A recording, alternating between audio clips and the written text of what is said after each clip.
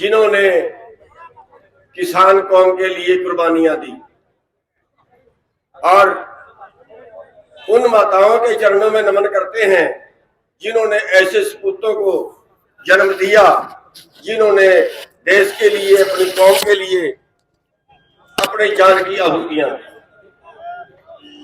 साथियों, 12.5 महीने बैठे रहे, 750 शहीद भी करवाए। मेरी बातें कई कड़वी होती हैं,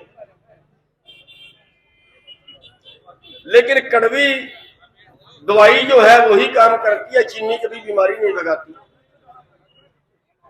12.5 महीने बैठे, 750 शहीद कराए, लेकिन क्या जिस काम के लिए हम वहां गए थे, क्या वो काम पूरा हो गया?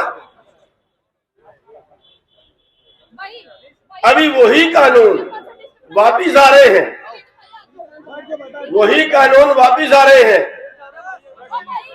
जिस खेती से भैया पहले तो आप अपनी बात बंद कर, पहले तो आप अपनी बात बंद करते, आप खुद बैठ जाओ। वो बैठ जाएंगे सारे वोट 2 मिनट ले। बैठो आप लोग बोलो। साथियों, खेती में कंपनियां इंटर ना करें, मेन मुद्दा ये था। अब ये खबर आई है कि 2.5 लाख पंचायतों की पंचायती जमीनें, 2.5 लाख पंचायतों की पंचायती जमीनें, जिसमें जुमला मालकान, शामला दे, पट्टी दे, मुश्तरका मालकान, गऊ चरान, दान की हुई जमीनें, ये टोटल जमीनें जो है ये कंपनियों के हवाले कर रहे हैं।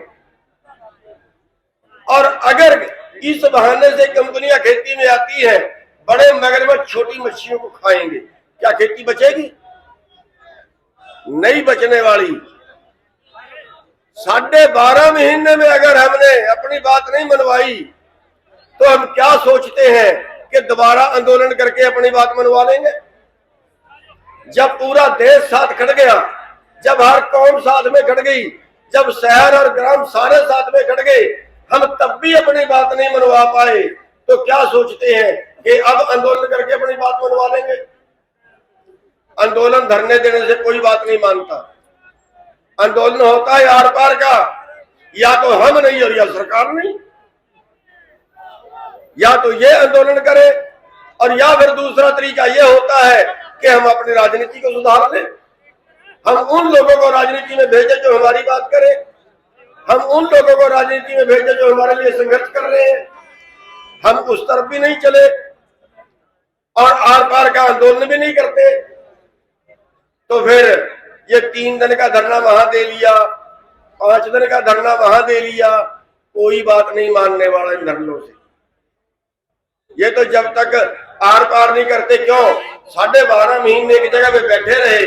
अगर हम संसद के अंदर घुसते जाके, अगर हम संसद पे अपना मोर्चा लगाते जाके, गोलियों से 10-20 ही मरते ना, 750 नहीं मरने थे। और एक बार में ही अपनी बात कंप्लीट मनवा के वहां से उठते। बात करते हैं हम एमएसपी नहीं मिलता, एमएसपी मांगा किसने? 14 मीटिंगों में मैं साथ में था, 14 मीटिंगों की सरकार से हुई, एक सिंगल मीटिंग में भी एमएसपी की बात नहीं रखी गई। फिर कहते हैं एमएसपी, अब एमएसपी कहां से मिल जाएगा, कौन देगा भाई? साथियों, बहुत कुछ है।